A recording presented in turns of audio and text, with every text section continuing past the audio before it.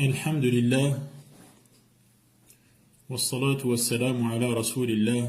La louange revient de droit à Allah. Éloge et salut au messager d'Allah.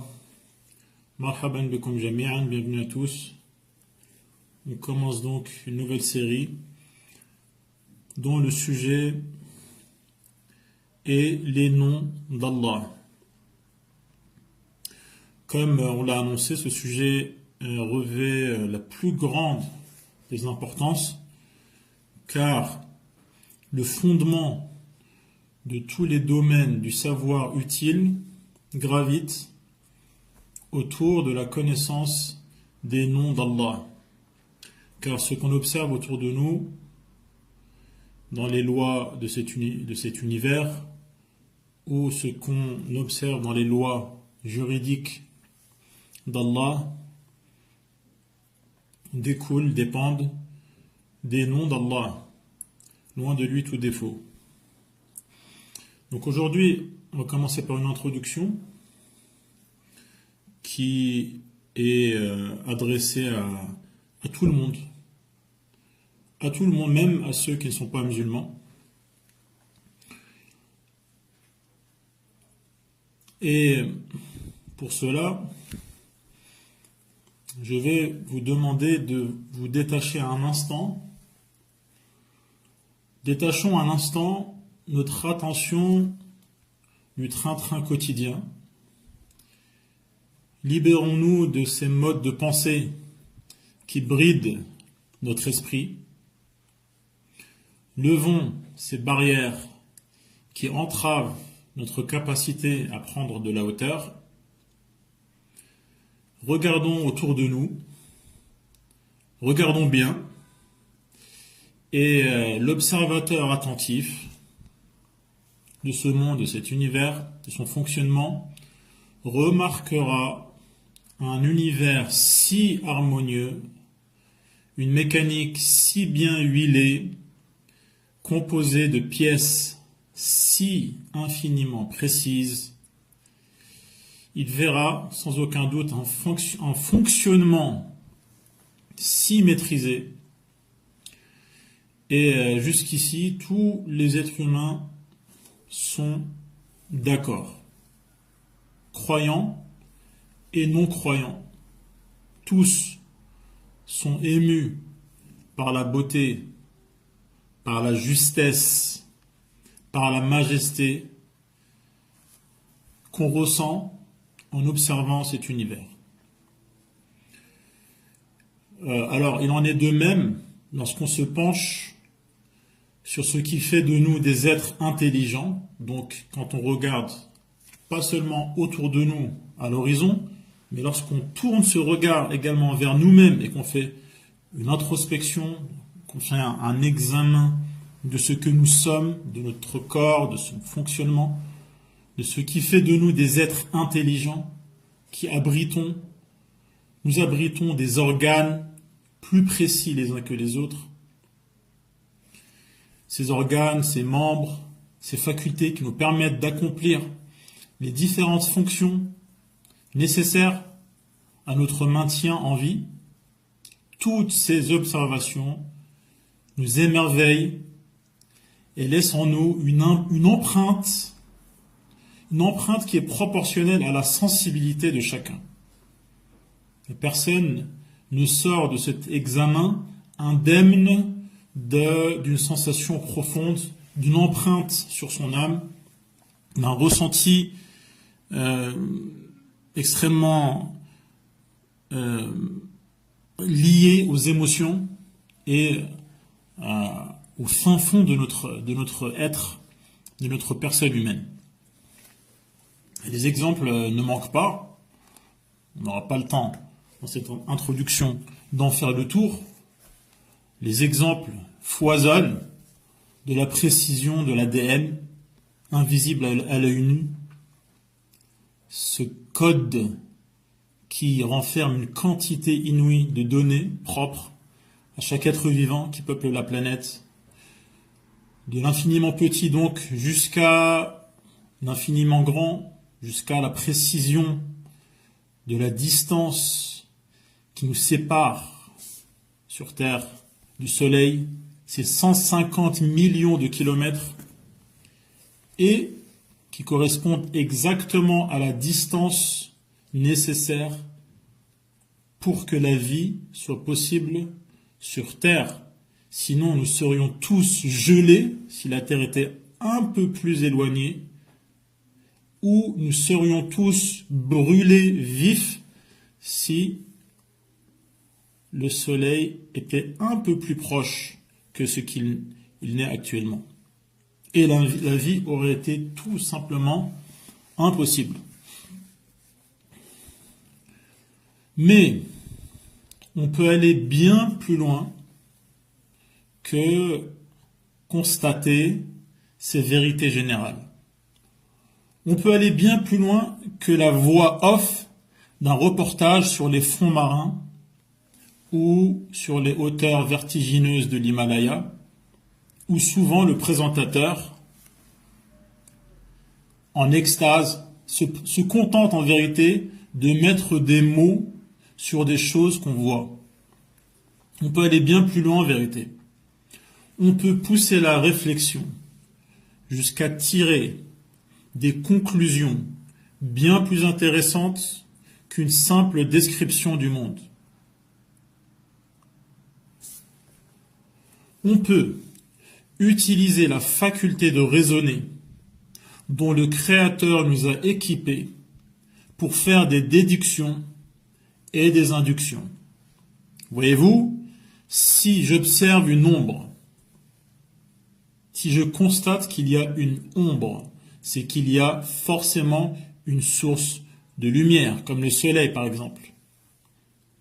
Je n'ai pas besoin de voir le soleil lorsque je vois une ombre. À partir du moment où je vois une ombre, je sais que le soleil s'est levé. Si je vois des traces de pas, c'est que quelqu'un est forcément passé par là. Si je vois un édifice construit, c'est que forcément il a un constructeur qui l'a édifié. Si je vois une action, c'est forcément qu'il y a un acteur, et ainsi de suite. Personne ne peut nier ceci, sauf des gens qu'on appelle les sophistes, des gens qui, par différents procédés, nient des réalités indubitables sur lesquelles on ne peut pas douter si on est doué de raison, si on est en pleine possession de nos facultés mentales. Personne ne peut nier ce principe et toutes les activités humaines sont basées sur cet élément de base qui est que les effets montrent qu'il y a une cause. Les effets montrent qu'il y a une cause. L'action montre qu'il y a un acteur.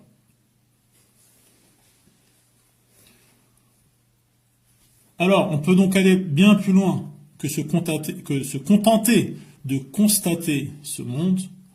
On peut en déduire les choses, les conclusions les plus intéressantes et les plus nécessaires et les plus utiles à l'être humain. Pour commencer, l'existence même de ce monde montre qu'il a un créateur. Car ce qui n'existait pas ne peut exister sans cause particulière. Ce qui n'existait pas ne peut se créer tout seul, car il n'existe pas, justement. Il n'a donc aucune faculté, puisqu'il n'existe pas. Il n'a aucun pouvoir, et rien ne peut rien donner. Entre le moment où l'univers n'existait pas, entre le moment où l'univers n'existe pas et le moment où il existe, il s'est donc passé un événement précis, qui est donc le résultat d'une volonté précise. Il y a donc quelqu'un qui a volontairement fait passer le ciel, la terre, la faune, la flore, les humains et tout ce qui existe du néant à l'existence, forcément. Et ce n'est autre que le Créateur. Loin de lui tout défaut. Et le hasard n'a rien à faire ici. Quand j'utilise le terme hasard, c'est dans le sens d'événements aléatoires. Ce qui est aléatoire, ce qui a lieu sans répondre à une volonté précise, sans suivre un but particulier. Donc, quelque chose qui est aléatoire. C'est dans ce sens-là que j'utilise le terme hasard et c'est dans ce sens que beaucoup de gens l'utilisent, notamment ceux qui cherchent à nier l'existence du créateur de cet univers. Or, le hasard n'a absolument rien à faire ici. Pour commencer, le hasard n'a pas de volonté. Le hasard n'est qu'une probabilité de voir une chose se réaliser ou pas dans certaines circonstances. Mais ces circonstances existent déjà. On donne un exemple. Dans les jeux dits de hasard, quand le joueur au loto, à la loterie ou autre jeu de hasard, lorsqu'il gagne, donc par définition par hasard, quand ce joueur gagne par hasard, ce hasard n'est ni la cause de l'existence de ce joueur, ni la cause de l'existence de l'objet qu'il a gagné. Et donc le hasard n'a rien créé dans cette situation. La probabilité que certains nomment hasard ne crée rien. Elle n'est que, en fait, le calcul théorique d'une possibilité de réalisation ou de non-réalisation. Le hasard ne crée rien à partir du néant.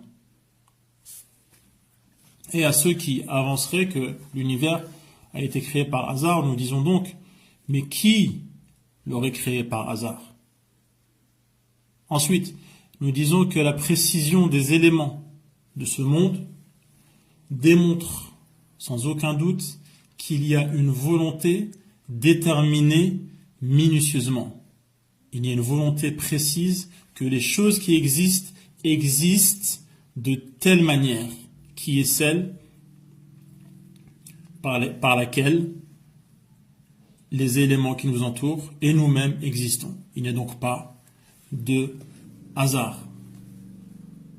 On déduit donc que ce créateur a une volonté qui est une volonté précise. On déduit également, lorsqu'on observe ce monde et qu'on observe également le fonctionnement de notre corps, que ce créateur a pour qualité également la science parfaite, car tout ce qui existe ne peut pas exister sans science et ne peut pas continuer à exister sans être connu et su de celui qui l'a créé. L'observation de ce monde montre également la sagesse de celui qui l'a créé, car il a placé chaque élément à l'endroit et de la manière qui convient parfaitement à son fonctionnement, à son utilité et à l'harmonie de ce monde. Il suffit de voir chaque organe dans notre corps pour s'en rendre compte. Et chaque organe a une fonction précise et n'existe pas de manière absurde. Il a une fonction et la manière par laquelle il existe et fonctionne répond à la sagesse, à la perfection. Observer ce monde montre également que ce Créateur a pitié de nous, car il a placé dans cet univers tous les éléments dont on a besoin pour vivre et continuer à vivre, à nous nourrir, à nous vêtir. Il a fait en sorte que les éléments qui permettent la vie, qui permettent notre bien-être, continuent à exister et se perpétuent tout au long de ces années, jour après jour. Il a mis les éléments de la nature à notre disposition pour notre bien-être, ce qui montre qu'il a pitié de nous. Et l'observation de ce monde également montre la puissance et la force de ce créateur parce que il soumet les éléments de cet univers à sa volonté. Le soleil suit une courbe précise qui lui a été imposée, qui lui est assignée, ainsi que la lune, ainsi que les astres. Ils ne peuvent pas s'écarter de la trajectoire qu'Allah leur a imposée avec force, puissance et sagesse. Ce qui montre que ce créateur est puissant, que ce créateur domine, que ce créateur soumet à sa volonté tout autre que lui. Ce qui signifie qu'il ne peut pas y avoir d'autre créateur, car Allah soumet tout à son pouvoir et à sa puissance et à sa domination. Il ne peut donc y avoir qu'un seul créateur, et les autres, à part lui, sont sous sa domination, sont sous sa volonté et sous sa soumission. C'est pour cela qu'il ne peut y avoir qu'un seul créateur. S'il y avait plusieurs créateurs de ce monde, ils auraient été en conflit car chacun aurait voulu soumettre l'autre à sa volonté et régner en maître absolu sur ce monde. Et s'il n'y avait pas eu de vainqueur dans ce conflit, cela voudrait dire qu'il serait ex aequo et que donc pour personne, aucun d'entre eux ne pourrait appliquer sa volonté et donc on n'aurait pas pu voir ce monde voir le jour. Or ce monde existe, ce qui signifie que la volonté de son créateur s'est réalisée. Ce qui exclut le fait que sa volonté n'ait pas pu se réaliser, il n'y a donc qu'un seul créateur. Ou alors, il y aurait eu un vainqueur, un dominé et un dominant. Or, l'observation de ce monde montre que son créateur est dominant, puissant, fort, qu'il domine tout et que rien domine. Et donc, celui qui aurait été dominé par un autre ne serait donc pas le créateur de ce monde que nous observons. Ou alors, chacun de ces créateurs se serait isolé avec sa création et son univers pour pouvoir l'administrer de manière exclusive. Or, on ne voit autour de nous qu'un seul monde harmonieux avec une marque de fabrique unique qui montre bien que celui qui l'administre et celui qui l'a créé est unique. Voilà donc des conclusions et des déductions qui sont bien plus intéressantes que la simple description du monde qui nous entoure ainsi que de nos propres personnes. Cependant, il y a d'autres détails au sujet du Créateur, de ses qualités et de ses noms qu'on ne peut connaître, auxquels on ne peut avoir accès qu'à travers la révélation. On a vu que le Créateur était sage, que le Créateur ne faisait pas les choses en vain. Chaque chose a une fonction. Chaque élément s'inscrit dans un ensemble cohérent et harmonieux. Il y a donc une sagesse qui est aux antipodes, qui est diamétralement opposée à l'absurde. Et donc Allah nous a créés pour un but bien précis, pour une raison déterminée. Et il est absurde qu'Allah nous abandonne. Et on voit bien au contraire les preuves qu'Allah ne nous abandonne pas, vu qu'il s'occupe de nous et nous donne ce dont on a besoin. Or, la plus grande chose dont on a besoin, c'est de savoir qui est notre Créateur. La plus grande chose dont on a besoin, c'est de savoir quelle est la raison de notre existence sur Terre. Qu'est-ce qui nous attend après la mort. Et donc, forcément, ce Créateur va nous donner les informations nécessaires à ce sujet. Et c'est pour cela que la révélation, c'est-à-dire qu'Allah s'adresse à nous, c'est quelque chose qui ne fait aucun doute. Et c'est ce qu'implique la bonté, la sagesse, la science de celui qui a créé ce monde, comme on peut l'observer.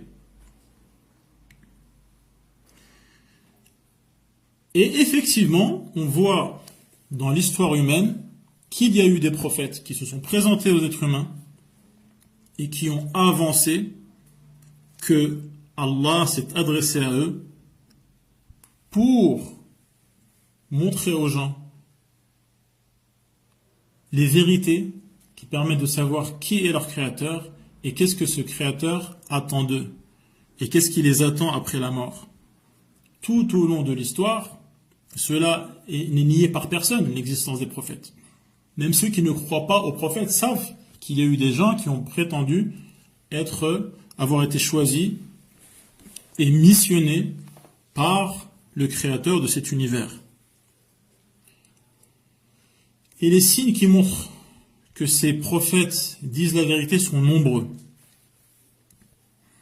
Il y a le fait qu'ils n'ont jamais menti et que leur peuple les connaissait de près. C'est pour cela qu'Allah envoie à chaque peuple un homme qui est choisi parmi eux, afin qu'ils sachent exactement que c'est quelqu'un de crédible, que c'est quelqu'un d'honnête, que c'est quelqu'un de fiable, dont on ne peut pas remettre en doute la véracité lorsqu'il parle. Comme c'est l'exemple du dernier des prophètes, Mohammed, que son peuple appelait As-Sadiq, celui qui ne ment jamais, le véridique, le sincère, Al-Amin, l'homme digne de confiance. Ils avaient tous confiance en lui. Même ceux qui n'ont pas cru en son message après lui, continuaient d'avoir confiance en lui et savaient que ce n'était pas un traître, que ce n'était pas quelqu'un de qui il fallait se méfier. Ce qui montre également que ces prophètes disent la vérité et qu'ils viennent de la part de ce Créateur majestueux et puissant, c'est qu'ils parlent en son nom. Or, on a bien vu autour de nous, dans ce monde, les preuves de la force, de la puissance, de la majesté de son Créateur. Et donc, ce Créateur puissant ne peut pas laisser quelqu'un parler en son nom et ne rien faire, et ne pas dévoiler son imposture, ne pas le punir, ne pas l'anéantir, le neutraliser. Or, ces prophètes parlent au nom d'Allah. Ils disent « Allah vous dit, Allah vous impose ceci, Allah vous interdit cela. » Et Allah les laisse faire pendant de longues années. Noé pendant 950 ans. Il parlait au nom du Créateur. Et le dernier prophète pendant 23 ans, à lui éloge et salut, il parlait au nom d'Allah. Il a mené une lutte au nom d'Allah. Il a soumis des peuples au nom d'Allah et Allah le laisse faire, ce qui signifie qu'Allah l'approuve, ce qui signifie que le Créateur puissant, vu qu'il le laisse faire, cela signifie qu'il est en total accord avec lui. De plus, les prophètes ont été soutenus par des signes venant du Créateur, qu'on appelle des miracles, et qui sont des signes supplémentaires qui disent la vérité. Par exemple, Moïse, qui avait un bâton qui se transformait en serpent. Et lorsqu'il reprenait, ce serpent redevenait un bâton. Par exemple, le fait qu'en frappant avec son bâton sur la mer s'est fendue en deux. Par exemple, le fait que Jésus guérissait les lépreux et permettait et guérissait les aveugles de naissance. Tous ces miracles ont été rapportés de manière abondante. On ne peut pas les nier. Tout comme il a été rapporté de manière abondante que certaines civilisations ont vu le jour, ont existé. Il y a de cela un certain moment, un certain laps de temps.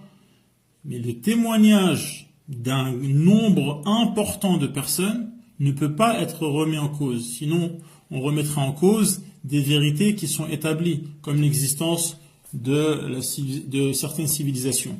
Alors que cela est établi dans l'histoire. L'histoire même est basée sur les témoignages.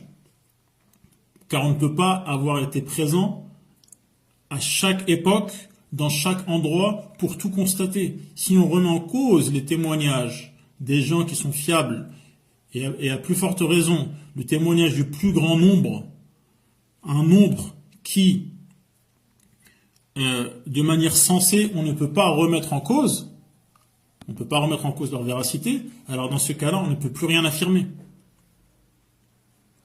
Et donc ces miracles ont été rapportés de manière indubitable, de manière établie, et parmi les miracles, et ces miracles montrent que ces prophètes viennent de la part d'Allah, car ces miracles consistent à bouleverser les lois de ce monde. Dans les lois de ce monde, de cet univers, un bâton ne peut pas se transformer en serpent. Et donc si le bâton se transforme en serpent, c'est que c'est celui qui a fixé ces lois dans cet univers, qui a changé, qui a bouleversé, qui a, à ce moment-là, fait une exception dans ces lois pour que le bâton devienne un serpent. Et le seul qui est capable de faire cela, c'est celui qui a créé cet univers. Ce qui montre donc que ce miracle a été réalisé avec la permission, par justement le créateur de ce monde, pour montrer aux gens que celui qui parle en son nom est bien choisi par lui. C'est ce qu'on appelle les prophètes. Et tous les prophètes ont eu des miracles, et notre prophète en a eu de nombreux, comme le fait donc de donner de l'eau nécessaire à toute une armée en mettant sa main dans un tout petit récipient, et l'eau a jailli entre ses doigts. Et toute l'armée qui l'accompagnait à ce moment-là, des centaines d'hommes, ont été témoins de cela. Ainsi que la lune, qui a été fendue lorsque son peuple a demandé un signe. Il a demandé à Allah de fendre la lune s'est fendue devant leurs yeux. Ils ont tous été témoins de cela. Mais le plus grand de ces miracles est le Coran, qui est la parole d'Allah que personne n'a été capable d'imiter à son époque et qu'on continue à lire jusqu'à aujourd'hui. Dans ce livre qui est le Coran, on trouve d'autres détails supplémentaires aux signes qui montrent les qualités d'Allah, ces signes qui sont disséminés dans cet univers créé. On en trouve d'autres qualités d'Allah dans la parole d'Allah qui, elle, est incréée, ce qui permet une harmonie entre les signes créés qu'on voit autour de nous et les signes qui ne sont pas créés, qui sont les versets d'Allah et dans lesquels on trouve d'autres détails, d'autres qualités d'Allah et d'autres noms d'Allah qui nous permettent de le connaître encore plus et de manière plus approfondie. C'est ce qu'on va faire, Inch'Allah, pendant cette série. Je vous donne donc rendez-vous la semaine prochaine pour continuer et entrer dans le détail. Wassalamu alaikum wa rahmatullahi wa barakatuh.